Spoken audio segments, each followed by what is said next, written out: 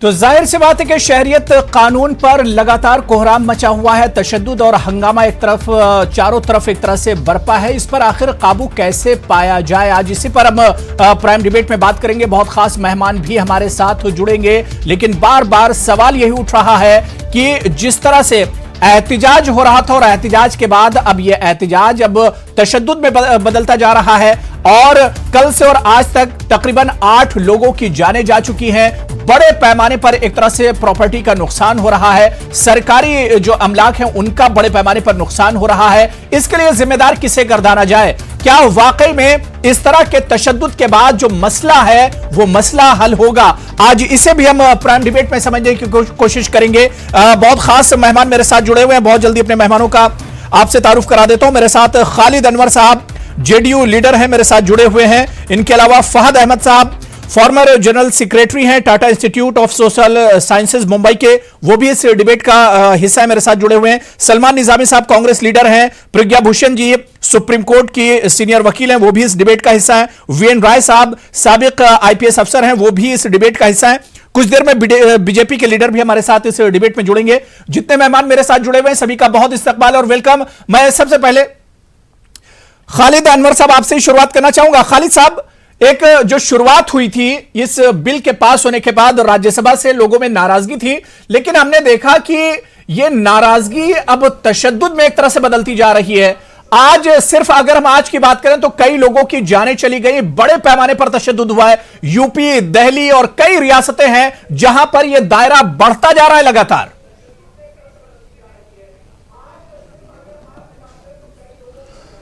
जी देखिए, एहतिजाज जमहूरियत का हक है, एहतिजाज होना चाहिए, लेकिन एहतिजाज पुरअमन होना चाहिए। एहतिजाज में किसी तरह के तशद्दुद की इजाजत नहीं दी जा सकती है।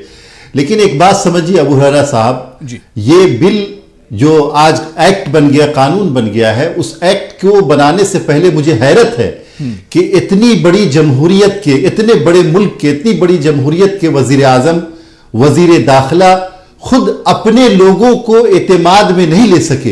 ये कितनी बड़ी बदकिस्मती है। आप देखिए, आज आप निकल करके आकर के बता रहे हैं कि इससे फला कम्युनिटी को नुकसान नहीं होगा, फला कम्युनिटी को नुकसान नहीं होगा, और अभी एनआरसी नहीं आ रहा है।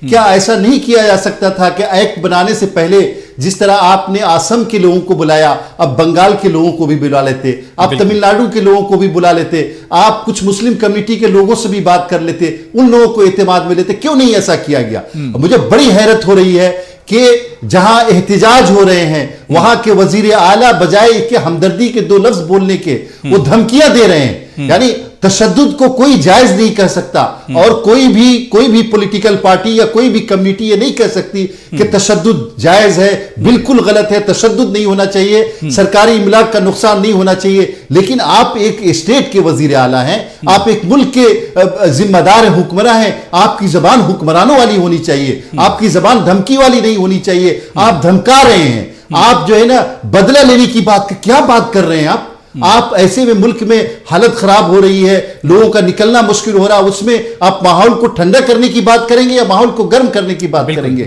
इसीलिए मैं ये दरखास्त करता हूं, जिन लोगों को सीएए से एतराज है वो जमहूरियत में। बिल्कुल खालिद अनवर साहब, बड़ी अच्छी आपने बात कही, बड़ी अच्छी तमहीद आपने बांधी। लेकिन खालिद अनवर साहब, आपकी पार्टी यानी जेडीयू इसके हक में गई, चाहे हम लोकसभा की बात करें, राज्यसभा की बात करें।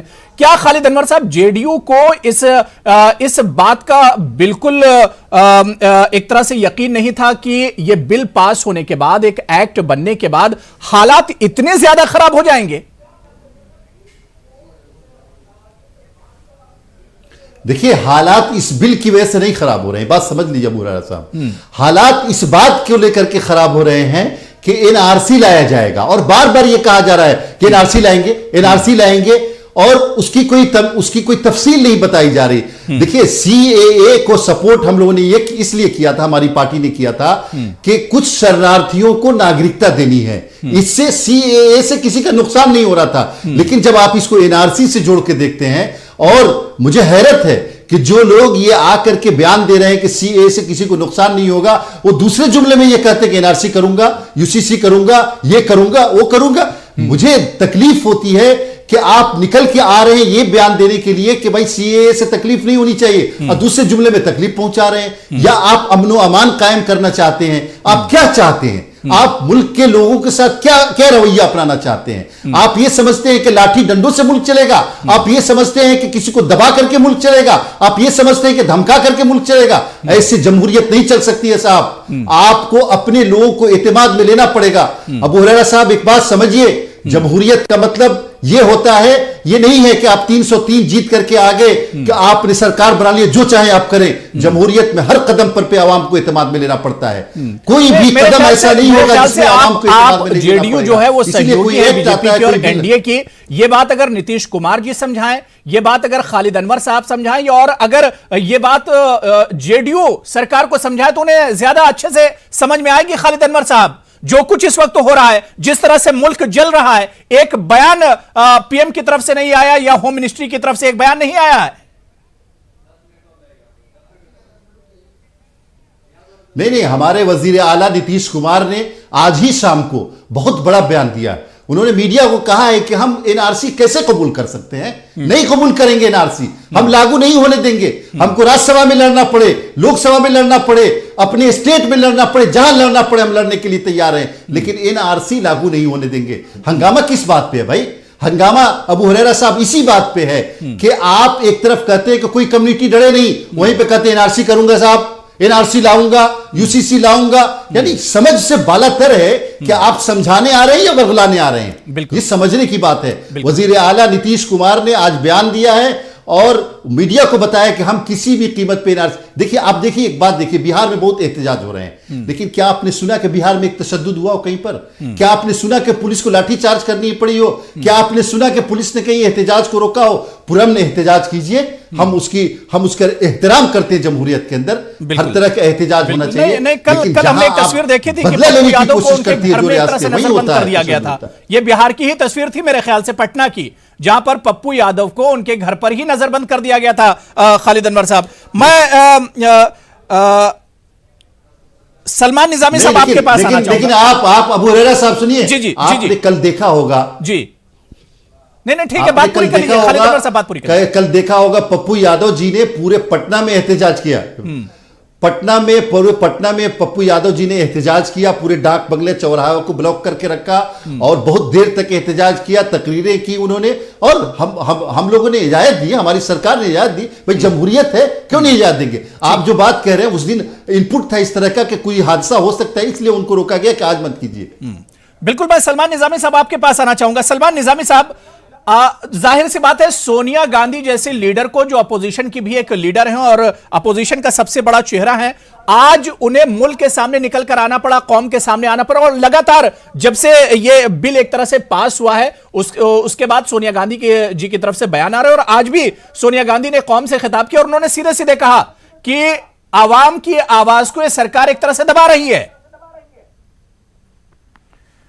जी बिल्कुल, देखिए, जो लोग इस देश को डिवाइड एंड रूल करना चाहते थे, जो हिंदू और मुसलमानों के बीच में दरार बना के सरकार में आए, आज मुझे लगता है कि मुबारकबाद देनी चाहिए भारत की आवाम को कि आज हिंदू और मुसलमान एक हो गया है और सड़कों पे आपको किसी पार्टी का वर्कर नहीं मिलेगा। ये आम लोगों का गुस्सा है, क्योंकि जिस तरीके से चाहे एक पर्टिकुलर कम्युनिटी को टारगेट किया जा रहा था जिस तरह से सलमान निजामी साहब, ठीक है, आप मुबारकबाद जरूर दीजिए, लेकिन जिस तरह से तस्वीर दिल्ली में जो कुछ जामिया मिलिया इस्लामिया में हुआ, जिस तरह से आगजनी आज पूरे दिन हमने देखा, दरियागंज में जो कुछ हुआ हो, दिल्ली गेट पर जो कुछ हुआ हो, या यूपी में जिस तरह से हो रहा है, क्या इसकी मजम्मत नहीं की जानी चाहिए? हम उसकी जाने चली गई हैं। देखिए, हम पुरजोर मजम्मत करते हैं। कोई भी पत्थर जो है, लाठी है, ये कौन एलिमेंट्स हैं जो इसमें घुस रहे हैं और हमारे इस कॉज को क्रश कर रहे हैं। और जिस तरीके से आपने देखा किस तरीके से बच्चों को हमने, जो बच्चों पे हुआ उसकी मजम्मत की, और रातों रात 1 घंटे के अंदर अंदर हम पूरी दिल्ली में पुलिस हेडक्वार्टर के सामने पूरी रात खड़े रहे और सब बच्चों को रिलीज करवाया रातों रात। हमने कोई पत्थर नहीं उठाया, कोई लाठी नहीं उठाई। और मैं आपके, ठीक है, इस वक्त हम प्रियंका गांधी को सुन लेते हैं, लाइव उनका बयान आ रहा है। इफेक्ट होगा इससे। जो अमीर है वो तो पासपोर्ट दिखा देगा, जो गरीब है वो क्या करेगा? हिंसा भी हो रही है।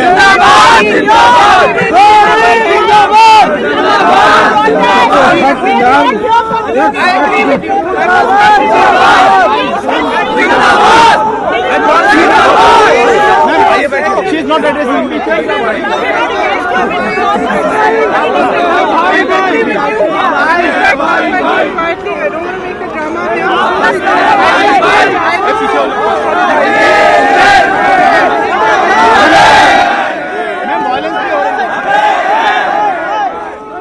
ठीक है, प्रियंका गांधी की आवाज हम नहीं सुन पा रहे हैं। काफी ज्यादा हंगामा वहां पर हो रहा है। डिबेट पर हम दोबारा लौट कर आएंगे और ये बयान जब हमारे पास दोबारा से आएगा उस वक्त हम सुनवाने की कोशिश करेंगे। मैं सलमान निजामी आपके पास आना चाहूंगा। प्रियंका गांधी का इतना तो मुझे समझ में आया, उन्होंने कहा कि जो अमीर लोग हैं वो तो कैसे कैसे निकल जाएंगे इस कानून के बनने के बाद, लेकिन गरीबों का क्या होगा? इस मुल्क की जो गरीब आवाम है उसका आखिर क्या होगा? जी बिल्कुल, आप देखेंगे कि इस देश में जो है करप्शन किस लिहाज से है। और जब लोग, आप देखिए अमीर और गरीब में यही फर्क है। ये मुसलमानों और हिंदू का मसला नहीं है।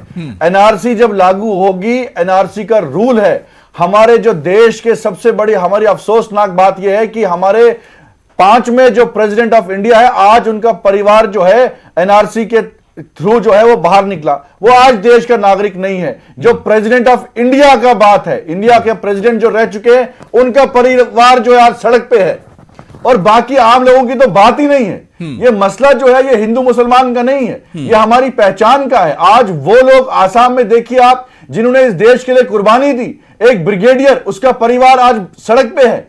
लेकिन ये किस तरीके से हमने बर्दाश्त किया, लेकिन बर्दाश्त की भी हद होती है। आप पे वार करे जा रहे हैं और आप चाहते हैं कि हम खामोश रहें और आपके जो ये रूल जो है, जो नाजी रूल आप लागू करना चाहते हैं देश में, वो हम बर्दाश्त नहीं करेंगे। ये गांधी का मुल्क है, इसमें अमन होना चाहिए। हम अपील करते हैं आपके चैनल के माध्यम से कि हमें लाठियां, पत्थर, मारपीट नहीं चाहिए। हमें पुरअमन तरीके से मुजाहिरा करना चाहिए क्योंकि हम एक जमहूरी मुल्क में रहते हैं।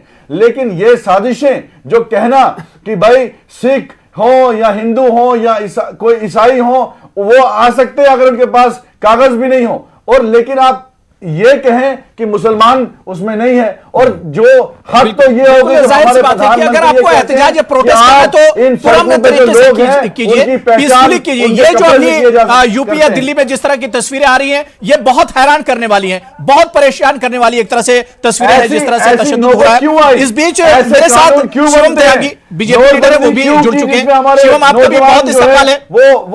मैं सलमान निजामी दोबारा से आ रहा हूं। मैं फहद आपके पास आना चाहूंगा।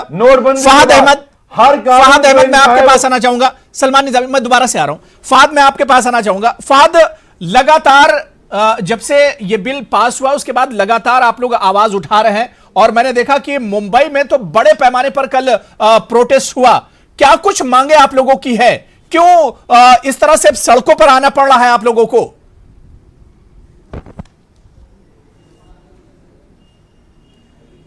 देखिए अबू हुरैरा भाई, पहले तो आपको एक चीज का एनालिसिस करना होगा कि कहां पर प्रोटेस्ट में वायलेंस हो रहा है और कहां वायलेंस नहीं हो रहा है। क्योंकि मैं मुंबई में हूं, कल हमने अगस्त क्रांति मैदान में प्रोटेस्ट को ऑर्गेनाइज कराया। इससे पहले हर कैंपस में, हर मोहल्ले में, हर सड़क पर प्रोटेस्ट हो रहा है। आप ये देखिए, आपको वायलेंस की खबरें कहां से आती हैं? दिल्ली से। आपको वायलेंस की खबरें कहां से आती हैं? उत्तर प्रदेश से। आपको वायलेंस की खबरें कहां से आती हैं?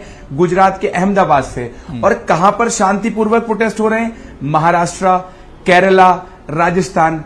अब आप इस बात का एनालिसिस कीजिए कि जहां पर भी बीजेपी की सरकार है, पहली बात मैं आपको बता दूं, ये गांधी का देश है। कल जब हम प्रोटेस्ट करने वाले थे, उससे पहले हमने एक डूज एंड डोंट्स बना के मैंने एक वीडियो वायरल किया था कि जब हम सवाल सरकार से पूछ रहे होते हैं तब हमारे कंधों की जिम्मेदारी दोहनी हो जाती है कि हमें अपने देश का भी ख्याल रखना है, हमारे प्रोटेस्ट करने से हमारे नागरिकों को कोई तकलीफ ना हो, इस बात का भी ख्याल रखना है। अब मैं आपसे एक सिंपल सा एनालिसिस ये चाहता हूं कि आखिर वायलेंस कहां पर हो रहा है। मैं आपको अगर खुले तौर पे बताऊं, ये आग तब भड़की जब अमित शाह जी ने दिल्ली में ये ऑर्डर कराए कि जामिया में स्टूडेंट्स को घुस के मारिए, जब योगी आदित्यनाथ ने ये ऑर्डर कराया कि अलीगढ़ में घुसकर जो है एएमयू के स्टूडेंट्स को मारिए, तो लोगों का गुस्सा और बढ़ गया। आप ये देखिए, अभी ये जो जेडीयू के साथी हैं, इनको इतनी जल्दी क्लीन चिट मत दीजिए। पहले आप इनसे ये भी पूछिए कि आखिर वो क्या क्राइटेरिया था जो आपने सिटीजनशिप अमेंडमेंट बिल को आपने समर्थन किया। ना तो ये नेबरिंग कंट्रीज के सारे माइनॉरिटीज को एग्जिस्ट कर रहा है, ना ये हमारे तमिल हिंदुओं को ले रहा है, ना ये म्यांमार मुस्लिम्स को ले रहा है जो कि माइनॉरिटीज हैं, ना ये अहमदिया मुस्लिम्स को ले रहा है पाकिस्तान में। और दूसरा, अमित शाह जी ने ये बयान दिया था कि नहीं, ये उन देश से हम लोग ऐड हमने किया है जिन देशों में हमारा पार्टीशन हुआ था। अफगानिस्तान से हमारा पार्टीशन नहीं हुआ था। एक बहुत अहम बात जो मैं आपके माध्यम से पूरे देश को बोलना चाहता हूं वो ये है कि ये बोला जा रहा है कि ये हिंदू मुस्लिम डिवाइड क्रिएट करने के लिए ये बिल है, लेकिन आपने कभी इस बात को सोचा है कि इस एनआरसी और कैब के प्रोसेस में सबसे ज्यादा, क्योंकि 80-85% इस देश में हिंदू आबादी है, वो सबसे ज्यादा अफेक्टेड होगी। मैं बताता हूं आपको कैसे। मान लीजिए मैं मुसलमान हूं, एक मेरा भाई जो है वो एक हिंदू भाई है, मेरे पास कागज नहीं थे तो मुझे चलिए डिटेंशन सेंटर में भेज दिया गया, लेकिन जिसके पास एक हिंदू भाई के कागज नहीं थे तो उसको ये साबित करना होगा कि वो घुसपैठिया था, या तो अफगानिस्तान का या बांग्लादेश का या पाकिस्तान का, क्योंकि ये सिर्फ 3 देश ही तो हैं जिनको सिटीजनशिप अमेंडमेंट बिल के थ्रू सिटीजनशिप दी जाएगी। तो आपके माध्यम से ये बात मैं क्लियर करना चाहता हूं, ये एंटी पुअर लॉ है, ये हिंदू मुस्लिम के तरीके से इसको ना देखा जाए। आप इस बात को क्यों बार बार नहीं बोल रहे हैं कि इसमें 2014 इन्होंने एक कैब लगा रखा है। मैं शिवम से इसका जवाब ले लेता हूं। थोड़ा सा देरी से मेरे साथ जुड़े, लेकिन शायद वो मुझे देख रहे थे फेसबुक के जरिए, सोशल मीडिया के जरिए मुझे देख रहे थे। शिवम, मैं आपके पास आना चाहूंगा। हुरैरा भाई ये सवाल जरूर पूछिएगा कि महाराष्ट्र में 2 लाख लोग, हुरैरा भाई ये जरूर सवाल पूछिएगा कि 2 लाख लोग महाराष्ट्र में कल सड़कों पे उतरे, पुलिस ने हमें कोऑपरेट किया, कोई वायलेंस क्यों नहीं हुआ? उससे पहले स्टूडेंट्स हर कैंपस में प्रोटेस्ट कर रहे हैं। शिवम इसका जवाब देंगे, शिवम इसका जवाब देंगे। लेकिन शिवम त्यागी जो बात बात कर रहे थे, खालिद अनवर साहब जो बात कर रहे थे और सलमान निजामी साहब ने जो बात रखी, क्या वाकई में कहीं ना कहीं अवाम के दिल में और खासतौर से जो माइनॉरिटी, या मैं खुल के बिल्कुल बोलूं कि मुसलमानों के मन में जो डर है, सरकार उस डर को कहीं ना कहीं एक तरह से भांपने में नाकाम रही है। उस डर को सरकार एक तरह से कहा जाए कि सरकार उस डर को लोगों के मन से नहीं निकाल पाई, एतमाद में नहीं ले पाई है सरकार मुसलमानों को।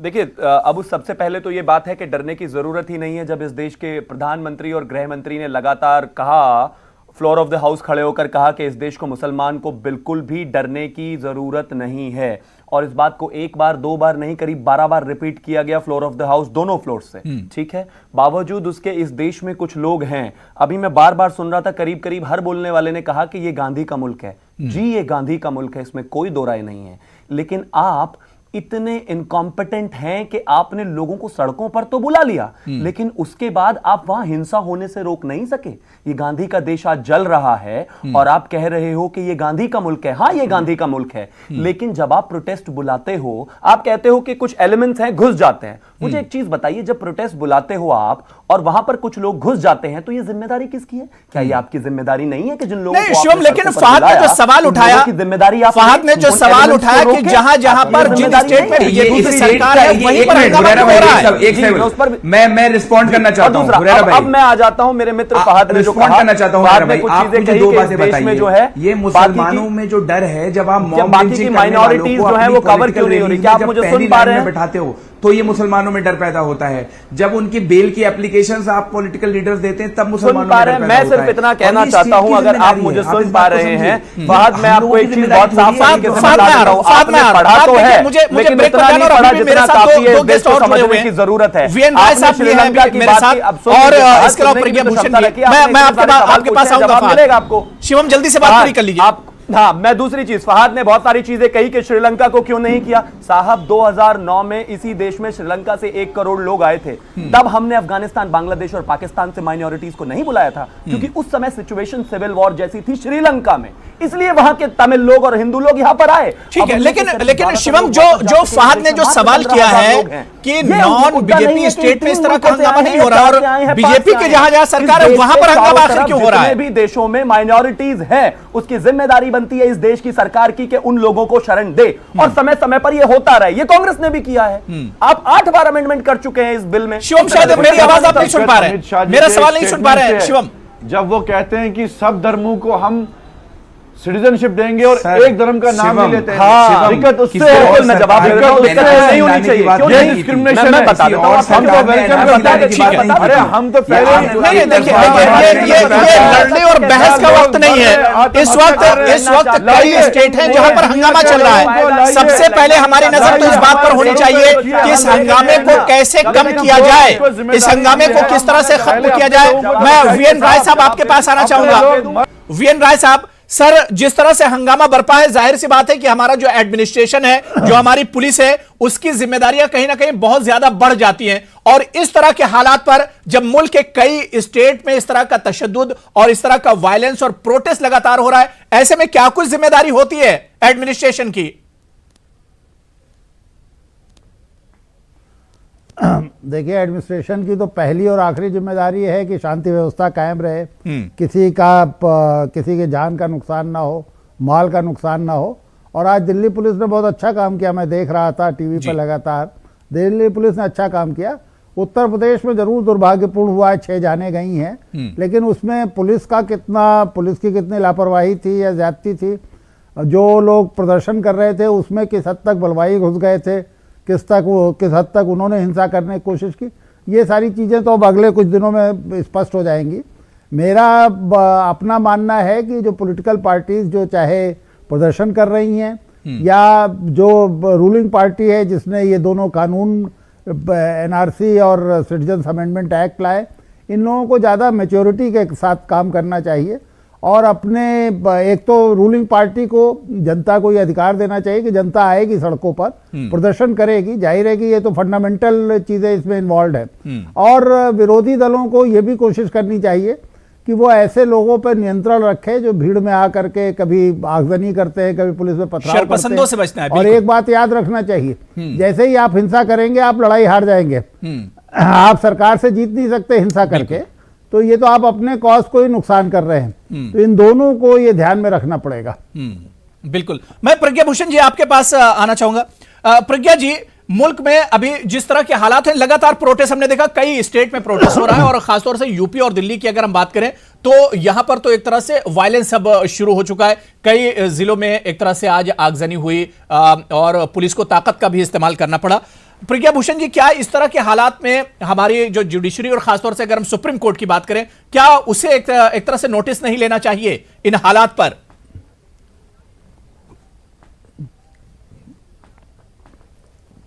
इसमें इनफैक्ट हर तबके की बहुत जिम्मेदारी बनती है कि जो कंफ्यूजन, जो पैनिक फैला हुआ है पूरे देश में, उसको कम करने की कोशिश की जाए, उसको खत्म करने की कोशिश की जाए, उसको बढ़ावा देने की बजाय। जैसे कि अभी कुछ पैनलिस्ट बोल रहे थे कि जिस तरह से CAA और NRC लाया गया, तो प्लीज आप ये समझिए कि NRC अभी नहीं लाया गया है। NRC सिर्फ एक स्टेट में लागू किया गया, सुप्रीम कोर्ट के ऑर्डर्स पर। बाकी पूरे देश लेकिन बार बार होम मिनिस्टर जी अमित शाह जी यही कह रहे हैं कि हम पूरे मुल्क में लाएंगे एनआरसी। ये बार बार कहा जा रहा है अमित शाह जी की तरफ से कि हम पूरे मुल्क में लाएंगे एनआरसी, लागू करेंगे पूरे मुल्क में। देखिए, पहली चीज की दो चीजों को जब हम जोड़ के देखते हैं और उसके बाद कंफ्यूजन क्रिएट करना शुरू करते हैं। अभी आप सिटीजनशिप अमेंडमेंट एक्ट के लिए कर रहे हैं प्रोटेस्ट, आप एनआरसी के लिए तो कर ही नहीं रहे हैं। जो चीज लागू हुई ही नहीं है उसके लिए किस बात का प्रोटेस्ट? अभी तो उसका कहीं बिल का आता पता नहीं है, कहीं फ्लोर पे पेश नहीं हुआ है, और क्या विपक्षी पार्टियां उसका साथ देंगी? तो बहुत सारी चीजें as politicians, as lawyers, as media persons, as judiciary, हर किसी की जिम्मेदारी हो गया है, आपको जानकारी नहीं है। और दूसरा, स्टेट गवर्नमेंट को बोला है कि आप जिम्मेदारी बनती है कि जो लोग अनसेफ फील कर रहे हैं, जो लोग असुरक्षित, आप प्लीज मेरे को कंप्लीट कर लेने दीजिए, आप प्लीज कंप्लीट कर लेने दीजिए, आप अपनी बात कह सकते हैं। उसके बाद जी सरकार की ये जिम्मेदारी बनती है कि जो लोग अनसेफ फील कर रहे हैं उनके लिए भी इस तरह की चीजें लाए वो, जिस तरह की मेरा मानना है कि एक सिविल सोसाइटी क्रिएट करनी चाहिए और बिल्कुल छोटे नीचे के लेवल पे, चाहे वो हमारा डिस्ट्रिक्ट लेवल ही क्यों ना हो, वहां पे सिविल सोसाइटीज का क्रिएशन होना चाहिए। वहां से मेमोरेंडम्स मांगे जाने चाहिए आम जनता से कि उनको किस चीज का डर है, वो किस चीज की अमेंडमेंट चाहते हैं, उनको क्या चीजें ठीक नहीं लग रही हैं इसमें। इस तरह के बिल्कुल जाहिर सी बात है कि आवाम को एतमाद में लेना चाहिए। खालिद अनवर जी ने डिबेट के शुरू में यही बात कही थी कि ये सरकार आवाम को एक तरह से एतमाद में लेने में नाकाम रही है। मैं फहद आपके पास आना चाहूंगा। फहद, आप कुछ कहना चाह रहे थे, लेकिन उससे पहले जो बात वीरेंद्र राय साहब ने कही है कि अगर आप इस तरह से वायलेंस पर उतर आएंगे, इस तरह से तशद्दुद होने लगेगा, फिर आप किसी से मुकाबला नहीं कर सकते हैं। ना तो आप इंतजामिया से मुकाबला कर सकते हैं, ना आप सरकार से मुकाबला कर सकते हैं। बिल्कुल, मैं इस बात से जो ये बात बिल्कुल इसीलिए तो मैं कह रहा हूं, ये जो मेरा आर्ग्यूमेंट, हम ये बात जानते हैं कि लड़ाई सिर्फ और सिर्फ नॉन वायलेंस से जीती जा सकती है। ये हमने बंबई में करके दिखाया है, पुलिस ने हमें कोऑपरेट किया है।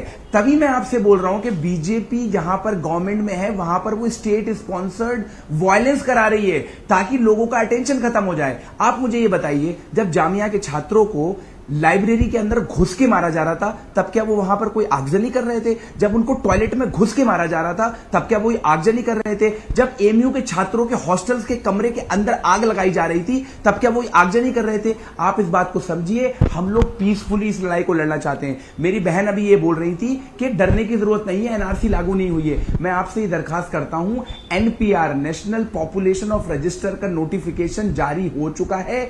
स्टेट गवर्नमेंट्स को कहा है कि आप अपना रजिस्टर बनाएं, ये पहली लिस्ट होगी, पहला स्टेप होगा एनआरसी की तरफ। मरने के बाद लड़ाई नहीं लड़ी जाती है, जब बीमार होता है इंसान तो उसको दवाई लेके लड़ी जाती है। एक पार्लियामेंट में एक होम मिनिस्टर ये बोल रहा है कि हम पूरे देश में एनआरसी कराएंगे। ठीक है, शिवम में आपका रिएक्शन छोटा सा, मुझे ब्रेक पर जाना है, आपका रिएक्शन मैं ब्रेक के बाद दूंगा। मुझे बहुत छोटे से कॉमर्शियल ब्रेक पर जाना है। प्रज्ञा भूषण जी, मैं ब्रेक के बाद आपके पास आऊंगा। खालिद अनवर साहब, मैं आपके पास भी आ रहा हूं ब्रेक के बाद, लेकिन ब्रेक के बाद आएंगे हम यही समझने की कोशिश करेंगे अपने पैनलिस्ट से, अपने मेहमानों से, कि शरीयत कानून पर जो ये कोहराम मचा हुआ, जो अब एक तशद्दुद का सिलसिला चल पड़ा है, आखिर ये कैसे थमेगा, इस पर काबू कैसे पाया जाएगा, इस पर भी हम बात करेंगे। छोटे से ब्रेक के बाद फौरन हाजिर होते हैं।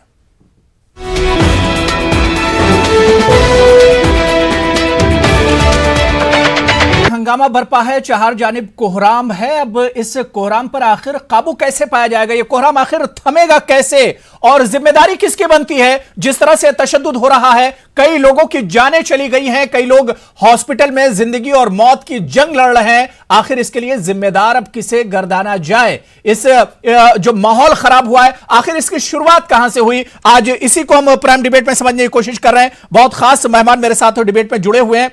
मैं ब्रेक के बाद खालिद अनवर साहब आपके पास ही आना चाहूंगा। खालिद अनवर साहब, दो तीन चीजें हैं। आज सोनिया गांधी ने कहा कि यह सरकार मुल्क के अवाम की आवाज दबा रही है। कल जब उत्तर प्रदेश में हंगामा बढ़ा था, उस वक्त अखिलेश यादव ने कहा था कि यह सरकार अवाम की आवाज सुनना नहीं चाह रही है।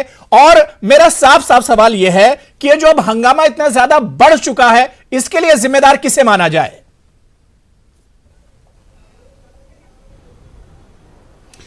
देखिए, हंगामे के लिए जिम्मेदार तो अपोजिशन है, इसमें कोई शक नहीं है कि अपोजिशन ने सीएए का हवा ऐसा खड़ा किया मुल्क में कि जैसे लोगों की शहरियत छीनी जा रही है। और सही बात यह है कि सरकार बिल्कुल सीरियस नहीं हुई लोगों को बताने के लिए, बल्कि सरकार में बैठे कुछ लोगों को, कुछ पॉलिटिकल पार्टियों को यह लग रहा था कि मुझे इसका पॉलिटिकल माइलेज मिल रहा है, और इसलिए वो खामोश है, और उन्होंने कोई कंफ्यूजन दूर करने की कोशिश नहीं की। मैंने पहले भी बताया आपको कि देखिए, सरकार को, अगर सरकार सीरियस है, आज के दिन भी मैं कह रहा हूं, अगर हुक्मरान क्लास सीरियस है तो कोई वजह नहीं है कि लोग तशद्दुद करें, कोई वजह नहीं है कि लोग एहतजाज करें। आपको एतमाद में लेना चाहिए। आप आज भी बात करने को तैयार नहीं है, आप आज भी ये कहने को तैयार नहीं है कि एनआरसी अभी नहीं आ रही है, बल्कि आप जिस वक्त ये कहते हैं कि डरिए मत, उसी वक्त कह देते हैं कि एनआरसी लेके आ रहे हैं। तो ये अबू हुरैरा साहब, मसला ये हो रहा है कि लोग कह रहे हैं कि एहतजाज बंद कीजिए, इससे डरिए मत, ये डरिए मत, लेकिन ये कह करके ही डराया जा रहा है। सोनिया गांधी जी ने जो कहा या अखिलेश जी ने जो कहा, देखिए अपोजिशन का काम क्या है? अपोजिशन का काम है कि ऐसे इश्यूज को लेकर के अवाम में जाना जिस पे लोग उनके साथ जुड़े, और मुझे यह लगता है कि अपोजिशन इसमें कामयाब हुआ है, भ्रम फैलाने में, अफवाह फैलाने में, लोगों के दिलों में डर बैठाने में अपोजिशन कामयाब हुआ। और हुक्मरान क्लास का जो काम था, हुक्मरान क्लास फेल हो गया इसके अंदर, और फेल जानबूझ करके हुआ या वाकई उनकी नीयत फेल होने की ये समझने की जरूरत है। शिवम, जो बात यहां पर खालिद अनवर साहब कह रहे हैं, क्योंकि आपके सहयोगी एनडीए के ही हिस्सा है जेडीयू, उसी से हैं खालिद अनवर साहब, उन्होंने बात कही कि सरकार बिल्कुल सीरियस नहीं है, बात करने के लिए ही एक तरह से सरकार तैयार नहीं है। अगर अवाम में सही मैसेज जाता, अवाम को एतमाद में लिया जाता, तो आज इस तरह के हालात नहीं बनते। शिवम, देखिए, मैं सबसे पहले शुरुआत करूंगा फहद से, क्योंकि ब्रेक से पहले उन्होंने कुछ एलिगेशंस लगाए थे और कहा कि ये स्टेट स्पॉन्सर्ड एक्ट है पूरा। आप बिल्कुल सही कह रहे हैं फहद, मैं आपकी बात से इत्तेफाक रखता हूं, ये स्टेट स्पॉन्सर्ड है। अगर इस देश में एक प्रदेश है जिसका नाम है वेस्ट बंगाल, उसकी मुख्यमंत्री कहती हो कि मैं जनमत संग्रह के लिए तैयार हूं यूनाइटेड नेशंस में, तो ये स्टेट स्पॉन्सर्ड है। बिल्कुल सही कह रहे हैं कि एक स्टेट में जहां पर 4 रेलवे स्टेशन, 3 रेल, 12 बसेस जला दी हो और मुख्यमंत्री का यह रवैया कि मैं जनमत संग्रह के लिए तैयार हूं सड़कों पर हैं, तो बिल्कुल स्टेट स्पॉन्सर्ड है। दूसरा, आपने कहा कि स्टूडेंट्स क्या कर रहे थे लाइब्रेरी में, उनको क्यों मारा। आप मुझे एक चीज बताइए, मैंने अपने देश में पहली बार देखा, मेरे सामने 30 पुलिस वाले खड़े थे दिल्ली में, उन्होंने ईंट उठाई और अपने सर में मार ली, सर फोड़ लिया। 2 तो ये मानिए आईसीयू पहुंच गए। किसने पीटा उनको, किसने चलाया। और दूसरी चीज, आप जो बार बार कह रहे हो कि लाठियां चल रही हैं, एक काम करिएगा, अभी अपने सामने आपका फोन रखा होगा, गूगल में नदवा जो यूनिवर्सिटी है वहां की जरा एक बार वीडियो देख लीजिएगा, आपको समझ आ जाएगा कौन चला रहा है पत्थर। मैं सिर्फ इतना कहता हूं, पीसफुल प्रोटेस्ट कहीं भी हो, होना चाहिए, बिल्कुल जरूरी है। किसी भी डेमोक्रेसी के लिए पीसफुल प्रोटेस्ट होना बहुत ही जरूरी है। लेकिन जैसा कि वीएन राय साहब ने कहा, शिवम, जो हंगामा हो रहा है इस पर क्या सरकार की नाकामी नहीं है, इस पर एडमिनिस्ट्रेशन की नाकामी नहीं है, जो हंगामा इतना ज्यादा बढ़ गया है। कहां है फिर आपकी एजेंसी, कहां है आपकी एजेंसियां, कहां है? अगर इतना ज्यादा हंगामा बढ़ गया, सरकार तो यूपी में बड़े बड़े दावे कर रही थी कि हमने 144 लगाकर रखा है, सरकार ने लगातार कम्युनिकेट किया। मैं आपको एक चीज बताइए, मैं आपसे पूछना चाहता हूं अबू हुरैरा, आज जुमा है, जुमे की नमाज हुई। जुमे की नमाज किस लिए होती है? धारा 144 लगी हुई है पूरे देश में, पूरे प्रदेश में लगी हुई है। एक तरह से पूरे प्रदेश में जुमे की नमाज हुई। जुमे की नमाज के बाद आपने देखा क्या हालात थे, इकट्ठे हुए और हंगामा शुरू हुआ। आप क्या चाहते हैं कि नमाज ना हो इस प्रदेश में? होनी चाहिए। सरकार ने कहा नमाज पढ़िए, आराम से प्रोटेस्ट करिए, घर जाइए, कोई दिक्कत नहीं है। लेकिन नमाज के बाद आपने देखा मेरठ में क्या हुआ, नमाज के बाद आपने देखा सीलमपुर में क्या हुआ। क्या नमाज के बाद ये चीज होनी चाहिए और प्रोटेस्ट होना चाहिए? 144 है, मैं मानता हूं आपके अपने राइट्स, आप लड़िए उसके लिए, लेकिन ये आप ईंटें उठा के, पत्थर उठा के, और इन्होंने कहा, टीआरएस के मेरे मित्र ने कहा कि हमने किया, देखिए 3 लाख लोगों के साथ शांति से बीत गया। जब जब शांति से प्रोटेस्ट होगा, ये देश तो क्या पूरी दुनिया में उस प्रोटेस्ट को कोई नहीं दबा सकता, लेकिन जैसे ही पत्थर चलेंगे हंगामा होना तय है। ठीक है शिवम, एक सवाल का जवाब नहीं मिला जो खालिद अनवर साहब ने भी सवाल किया था कि सरकार असल में सीरियस नहीं है और बात करने के लिए तैयार नहीं, इस वजह से इतना हंगामा बढ़ रहा है। सरकार किससे मुद्दे पर बात करती? नहीं, मैं जवाब दे देता हूं, आप इस पर भी जवाब ले लीजिए। किस मुद्दे पर सरकार बात करे? सरकार कह चुकी है ये मामला सिर्फ सीएए का है। सरकार कह चुकी है कि इस देश के एक भी मुस्लिम को किसी प्रकार की कोई दिक्कत नहीं होगी, ये हमारी गारंटी है। सरकार ने एक आज फिर से 21 पॉइंटर्स का एक वो निकाला है जिसमें इलेबोरेट किया गया है कि किसी तरह से डरने की जरूरत नहीं। प्रॉब्लम विपक्ष की है कि विपक्ष के नेताओं की लिस्ट है जो आज भी कह रहे हैं कि हम स्टेट को जला देंगे, हम देश को जला देंगे, हम लगने नहीं देंगे एनआरसी। आप बात करो सीएए की, लोग पहुंच जाते हैं एनआरसी पे बफर करके, और मेरे बराबर में फहद कह रहे हैं कि मरने के बाद थोड़ी लड़ा जाता है। फहद का रिएक्शन ले लेते हैं, फिर एक काम फहद का रिएक्शन ले लेते हैं, फिर आगे बढ़ेंगे। सलमान निजामी साहब वेट कर रहे हैं, वीएन राय साहब वेट कर रहे हैं। जी देखिए साहब, आप आज बोल रहे हैं गवर्नमेंट आज क्लैरिफाई कर रही है कि मुसलमानों का नहीं है। आपने पहले ऐसे बयान दिए कि डराया धमकाया, ये सरकार ने नहीं, वो इस देश के संविधान ने दिए। फालतू का क्रेडिट आपको लेने की जरूरत नहीं है। अब मैं आता हूं मुद्दे पे। आप वायलेंस की बात कर रहे हैं, आप मुझे ये समझा दीजिए कि हमारे देश का संविधान और लॉ किस बात पर वर्क करता है कि अगर हमें 10 मतलब बेगुनाहों को छोड़ना पड़े, 10 गुनाहगारों को छोड़ना पड़े एक बेगुनाह को बचाने के लिए, तो हमें बचाना होता है। लेकिन आप कर क्या रहे हैं? स्टूडेंट साइड का आर्डर दे रहे हैं। ये किसकी कमी है कि आप लोग ये पता नहीं लगा पा रहे हैं कि कौन लोग रेकलेस क्रिएट कर रहे हैं? देखिए, मैं बार बार बोलता हूँ, वायलेंस से हम ये लड़ाई हार जाएंगे। हम आप देख नहीं रहे वीडियो से। और दूसरी चीज, ये खालिद अनवर साहब ये जो बोल रहे हैं कि ये अपोजिशन डरा रहा है, दोनों आंखों से वीडियो देखिए। अगर जनता पुलिस के ऊपर हंगामा करेगी, पुलिस वालों का हाल देखा आपने?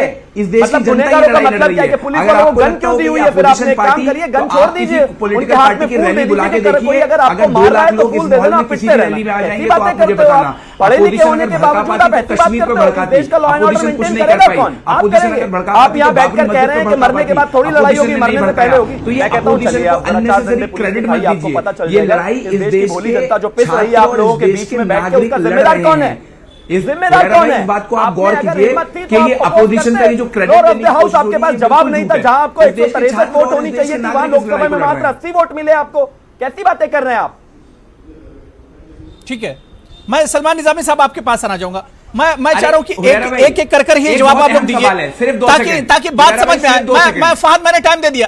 फहद, मैं दोबारा से आऊंगा। फहद, मैं दोबारा से आऊंगा। सलमान निजामी साहब, जो बात अभी खालिद अनवर साहब ने कही थी और उसी पर शिवम ने भी कहा कि अपोजिशन कहीं ना कहीं एक तरह से आग लगा रहा है। अपोजिशन कहीं ना कहीं अफवाहों को फैला रहा है, जिसकी वजह से इस तरह के हालात बन रहे हैं। देखिए साहब, मैंने किसी के बीच में नहीं बोला, ना मैं झगड़ा करने आया हूं यहाँ। नहीं, सबसे बड़ी बात यह है कि आप अगर आज आपने देखा बंगाल में एक व्यक्ति को अरेस्ट किया गया, वो आदमी था ही नहीं मुसलमान, और ये बदनाम करने की साजिश है। और दूसरा राज ये कह रहे हैं कि तोड़फोड़ हुई। अरे अंदर घुस घुस के पीटा।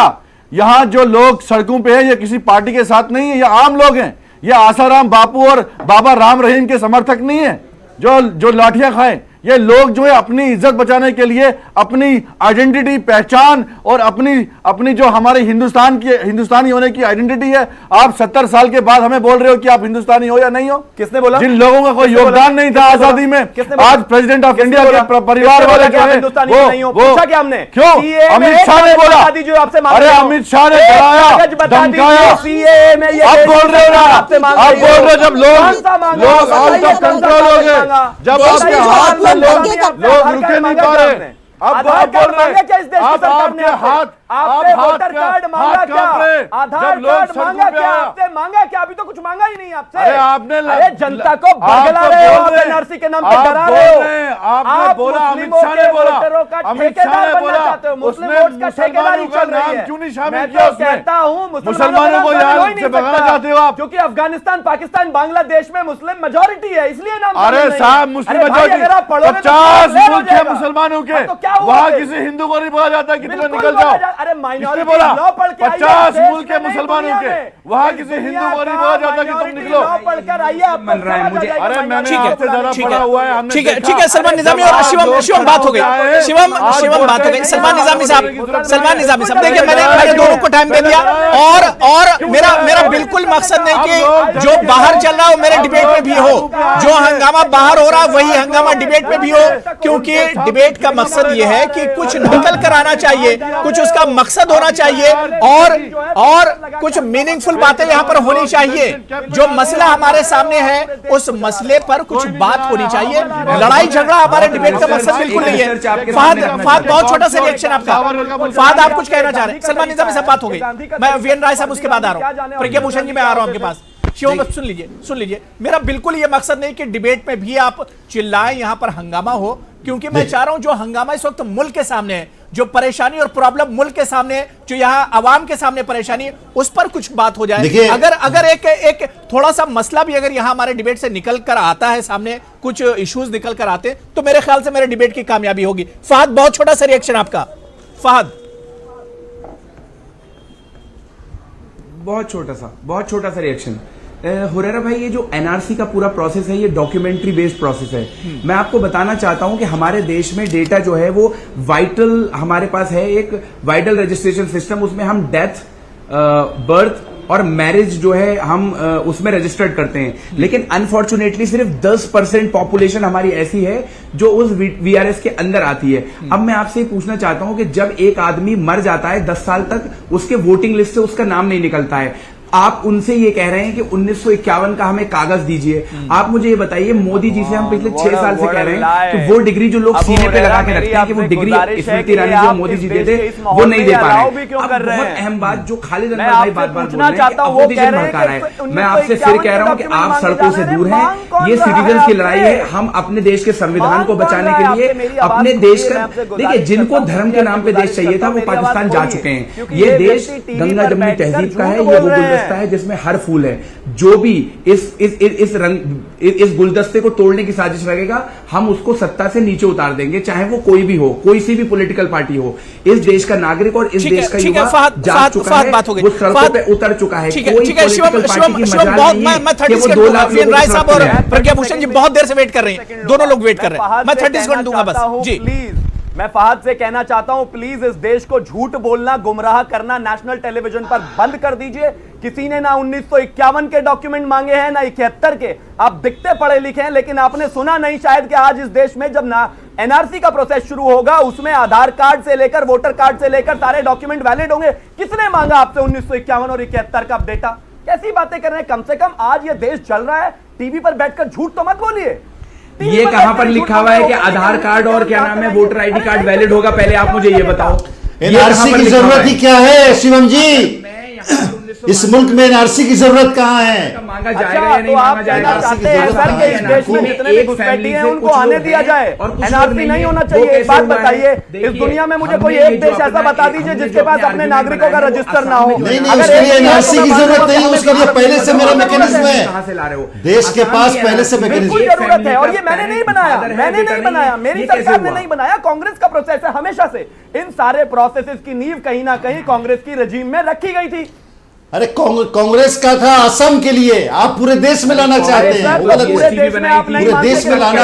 शिवम जी एक बात समझिए कि एनआरसी के प्रोसेस में जब पूरे देश में लगाया जाएगा कितना नुकसान होगा? कांग्रेस के टाइम पे करोड़ों की तादाद में रिफ्यूजी को बसाया गया। मैं चाह रहा हूं एक-एक करके बात समझ में आए। मुसलमान भी ठीक है, मैं वीएन राय साहब आपके पास कांग्रेस मैं दोबारा से आ रहा हूं, मैं शिवम आ रहा हूं, शिवम मैं दोबारा से आ रहा हूं, शिवम मैं आ रहा हूं दोबारा से। किसी ने शिवम मैं आ रहा हूं, खालिद अनवर साहब ने अच्छा सवाल उठाया, मैं उस पर आऊंगा आपके पास कि एनआरसी की आखिर जरूरत क्या है? जो आपकी सहयोगी पार्टियां वही उसकी मुखालफत एक तरह से कर रही हैं। मैं वीएन राय साहब आपके पास आना चाहूंगा। वीएन राय साहब, क्योंकि लखनऊ में कल बहुत हंगामा हुआ था, एक शख्स की जान भी चली गई थी, और आज यानी नेक्स्ट डे आज जुमा था, और ऐसे में क्या कहीं ना कहीं जो एडमिनिस्ट्रेशन है उससे चूक हुई है, जिस तरह से आज हंगामा बरपा हमने देखा? देखिए, जिस तरह से देश को हिंदू और मुसलमान में बांटा गया है, मुझे लगता है कोई एडमिनिस्ट्रेशन इतनी बड़ी आबादी को कंट्रोल नहीं कर सकता। पहले तो हमें ये समझना चाहिए। सही। अगर आधार पर्याप्त था तो एनआरसी की जरूरत क्या थी? सवाल आप ही की बहस में उठ रहा है। सही। तो जाहिर है कि जो लोग हिंदू मुसलमान में इस देश को बांट रहे हैं, वो अगर ये सवाल करेंगे कि एडमिनिस्ट्रेशन आकर उसे कंट्रोल करे, तो एडमिनिस्ट्रेशन हमेशा फेल होगा। ये तो एक पॉलिटिकल मसला है, पॉलिटिकल हल होना चाहिए। रूलिंग पार्टी को भी और अपोजिशन को भी, दोनों को ये मानना पड़ेगा कि देश ज्यादा बड़ा है। अगर देश का हित उनके मन में है तो अब इसमें कोई शक नहीं कि विरोध करने का अधिकार है, लेकिन विरोध के साथ हिंसा नहीं होनी चाहिए। और सरकार को भी आगे बढ़ करके लोगों से बात करनी चाहिए, लोगों के मन में जो शंकाएं हैं उनको दूर करने की कोशिश करनी चाहिए और समझाना चाहिए। लेकिन मुझे लगता है कि दोनों, सत्ता पक्ष और विपक्ष दोनों का हित इसमें है कि ये हिंदू मुसलमान में देश बटा रहे, उसका पॉलिटिकल उनको फायदा हो। तो आप प्रशासन से तो ये सवाल मत पूछिए, ये तो पॉलिटिकल सवाल है। अगर पॉलिटिशियन इसको हल नहीं करेंगे तो ये तो सड़कों पर हिंसा होती रहेगी और कोई प्रशासन इसको कंट्रोल नहीं कर सकता। बिल्कुल बिल्कुल। प्रज्ञा भूषण जी, क्योंकि हालात बहुत खराब हैं, पिछले 5-7 साल या 10 साल या 12 साल में इस तरह के हालात नहीं हुए। आप और 80s में चली जाइए, भले उस वक्त या इमरजेंसी का जो वक्त हो, शायद इस तरह के हालात रहे हों, मैं तो उस वक्त पैदा भी नहीं हुआ था।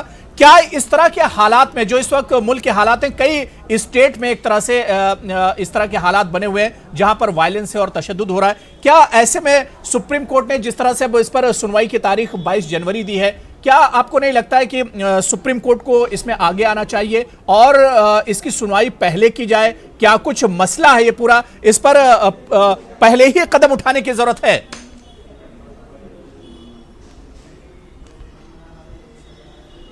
बिल्कुल। अबू, इसमें बहुत सारी चीजें हैं कि जैसे वीएन राय साहब अभी कह रहे थे, उनकी बात से भी मैं पूरी तरह सहमत हूं कि सबसे पहले तो पॉलिटिकल पार्टीज की यहाँ जिम्मेदारी बनती है कि लोगों को बरगलाए नहीं और सही दिशा दें, चाहे वो रूलिंग पार्टी हो या फिर अपोजिशन पार्टी।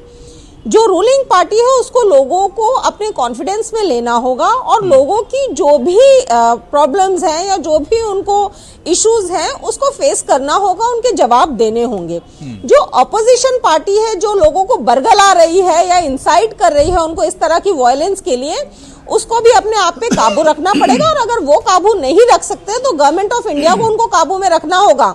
हमारे इंडियन पीनल कोड में प्रावधान है कि अंडर सेक्शन 121 ऐसे लोगों को फॉर इंसाइटिंग दिस वायलेंस अंदर करना चाहिए, बुक करना चाहिए और उनके ऊपर केस चलने चाहिए। बिकॉज इस तरह की वायलेंस से सिर्फ आम जनता का नुकसान होता है, आम जनता मरती है, चाहे वो हिंदू हो या मुसलमान हो। प्रज्ञा जी, क्या ये सरकार का फेलियर नहीं है? तो हर लेवल से आ रहा है, चाहे वो मौजूदा सरकार हो। देखिए जहां पे 130 करोड़ की जनता है वहां पे इतनी भारी भीड़ को, मॉब वायलेंस को कंट्रोल करना एडमिनिस्ट्रेशन, जो पुलिस वाले हैं जो बेचारे चोट खा रहे हैं, जो हॉस्पिटल्स में भर्ती हैं, जो आईसीयू तक पहुंच रहे हैं, उनके भी परिवार हैं, वो भी हम में से एक हैं। हम उनको ऐसे मरता हुआ कैसे छोड़ सकते हैं? या जो आम जनता है, जो स्टूडेंट्स है, अगर उनको चोट लग रही है, वो हॉस्पिटल्स में जा रहे हैं, तो वो भी हम में से एक है। उन दोनों की सुरक्षा की जिम्मेदारी भारत सरकार पे, भारत के रूलिंग पार्टी पे, भारत की ऑपोजिशन पार्टी पे बनती है और हर किसी को अपनी जिम्मेदारी उठानी होगी। कोई भी अपनी जिम्मेदारी से नजरें नहीं चुरा सकता सिर्फ अपने वोट बैंक के लिए। और यहाँ कोर्ट से भी मैं यही गुजारिश करूंगी, honourable high court, supreme court से गुजारिश करूंगी कि उनको सामने आना होगा और ये क्लैरिफिकेशन सरकार से मांगने होंगे कि ये क्या प्रोसीजर होगा, किस तरह से, बिकॉज लोगों में कंफ्यूजन है। लोग एनआरसी और सीएए को आपस में मिंगल कर रहे हैं, उसके बाद उनको बरगलाया जा रहा है। बिल्कुल जाहिर सी बात है, इस कंफ्यूजन को तो दूर करना होगा। जो आवाम में कंफ्यूजन है और जो आवाम में कंफ्यूजन है, इस कंफ्यूजन को सबसे पहले दूर करने की जरूरत है। खालिद अनवर साहब, इस हंगामे को या इस कोहराम पर काबू कैसे पाया जाएगा? कैसे इस नाराजगी को खामोश किया जाए? आवाम की जो नाराजगी है, इस पर काबू कैसे पाया जाए? देखिए अबू हुरैरा साहब, मेरी नजर में दो काम करके फौरन काबू पाया जा सकता है। सबसे पहले तो यह है कि वजीर आजम तमाम रियासतों के वज़राए आला का की मीटिंग तलब करें, वजीर दाखिला हो उसमें, और उनसे राय ली जाए कि भाई हम क्या करें। दूसरी सूरत यह है कि हुकूमत आगे बढ़ करके ये ऐलान करे कि हम एनआरसी लागू नहीं करेंगे इस मुल्क के अंदर, आप मत डरिए। और जो लोग भी ये कहे जा रहे हैं कि एनआरसी आएगा, उन पॉलिटिकल पार्टियों के लीडरों को अपने मुंह पर लगाम देना चाहिए कि ये आग में घी डालने का काम न करें। इसके अलावा मुझे लगता है कि अपोजिशन को भी बुला करके बात करना चाहिए सरकार को कि भाई क्या तरीका इख्तियार किया जाए। लेकिन तमाम रियासतों के वज़राए आला अगर एक जगह बैठते हैं तो रास्ता निकल सकता है। बिल्कुल, मैं फहद आपके पास आऊंगा, उसके बाद शिवम आपके पास आऊंगा। मैं खालिद अनवर साहब ने जो कहा इस पर आपका रिएक्शन भी लूंगा। मैं फहद आपके पास आऊंगा। फहद, जो बात खालिद अनवर साहब कह रहे थे कि एनआरसी पर अगर ये सरकार ऐलान कर दे कि पूरे मुल्क में हम एनआरसी लागू नहीं करेंगे, क्या ये मसला यहीं पर शांत हो जाएगा? हंगामा जो है वो एक तरह से थम जाएगा? नहीं, पहले तो मुझे इस पूरी डिबेट में बार बार सब लोगों ने अपोजिशन पार्टीज को अनड्यू क्रेडिट दे दिया। अगर अपोजिशन इतनी स्ट्रांग होती तो ये लोग 40 सीटें नहीं जीतते 540 लोकसभा की सीटों में। ये अपोजिशन नहीं, देश की जनता लड़ रही है। दूसरी बात, ये जो आपने कहा ये बिल्कुल हकीकत बात है कि अगर प्राइम मिनिस्टर एक बार ये डिक्लेयर कर दें, सबको अश्योर कर दें एनआरसी नहीं होगी, तो ये सारे देश में तो नहीं रुकेगा क्योंकि असम रह जाएगा। असम की लड़ाई वहां दूसरी है, वहां तो बहुत पुराना मसला है, वहां बहुत पुराना इशू है। तो आप असम की जनता के लिए एक अलग से आपको प्रपोजल लाना होगा। जनता को बरगला बहुत पुराना मसला है और असम जल रहा है, असम का भी हमें ख्याल रखना है, नॉर्थ ईस्ट जल रहा है। ठीक है, मैं शिवम आपके पास आना चाहूंगा। जो बात खालिद अनवर साहब ने कही, जो बात फहद ने भी कही कि अगर इस पर सबसे पहले तो अब वजीर आजम साहब को इंटरफेयर करना होगा, वो तमाम स्टेट के जितने सीएम हैं उनको बुलाएं और इस पर एक बातचीत होनी चाहिए। और दूसरी बात जो खालिद अनवर साहब ने कही कि एनआरसी का जो इशू है इसे फिलहाल एक तरह से ठंडे बस्ते में डाल दिया जाए तो यह मसला शांत हो सकता है। नहीं, मैं बिल्कुल अग्री करता हूं। अपनी जो सुप्रीम कोर्ट की महिला वकील है, मैं उनकी बात का बिल्कुल समर्थन करता हूं। उन्होंने बिल्कुल सही कहा। मैं तो पहले दिन से कह रहा हूं, पहले तो सरकार को क्या है, जिस मीटिंग की ये बात हो रही है ऑलरेडी, वो कल इस देश के प्रधानमंत्री और गृह मंत्री मीटिंग कर रहे हैं सुबह। और दूसरी चीज, मैं पहले दिन से कह रहा हूं, हमारे संविधान में प्रावधान है, आईपीसी की धारा 151 के तहत फहद जैसे और मेरे जी, जो जी। बराबर में बैठे हैं मेरे मित्र कांग्रेस से, इन जैसे लोगों को अंदर डालना पड़ेगा, क्योंकि ये हिंदू मुस्लिम कर रहे हैं टीवी पर बैठकर। ये लोग कह रहे हैं कि देखिए मरने के बाद थोड़ी हम लड़ाई कर सकते हैं, मरने से पहले कौन मरने की बात कर रहे हैं? ये इस तो देश देखिए की जमहूरियत जनता है। को भड़का रहे हैं, भड़का रहे हैं। शिवम, ये जमहूरियत है और यहाँ पर आवाज मैं उठाई जा और सकती अगर है। मैं भड़का रहा हूं, तशद्दुद मुझे की भी कोई डाल जगह दिया नहीं जाना है, चाहिए। मैं इस तशद्दुद चीज के की बिल्कुल कोई जगह खिलाफ नहीं, हूं। वायलेंस की लेकिन कोई जनता जगह को नहीं, भड़काना लेकिन बंद ये करें। जमहूरियत है, यहाँ पर आवाज उठाई जा सकती है। और न्यूज़ आवाज 18 उर्दू उठाने बार का बार यही मतलब अपील लोगों कर को रहा है मारने कि का कार्य तशद्दुद है, बिल्कुल जलाल बर्दाश्त पॉलिसी नहीं किया है। जाएगा। ये तशद्दुद बिल्कुल पॉलिसी मत है। कीजिए, ये कह रहे हैं, जमहूरियत है, जमहूरियत है, आप पीसफुली एक तरह से एनकरेज कर सकते हैं। बहुत बहुत शुक्रिया। देखिए वक्त अब मुझे इजाजत नहीं दे रहा है शिवम। बहुत बहुत शुक्रिया वीएन राय साहब, प्रज्ञा भूषण जी, सलमान निजामी साहब, शिवम त्यागी, फहद अहमद और खालिद अनवर साहब, सभी का बहुत बहुत शुक्रिया। बस जाते जाते आपसे यही अपील और यही दरख्वास्त कि प्लीज तशद्दुद का रास्ता छोड़ दीजिए और अमन का रास्ता इख्तियार कीजिए। आदाब।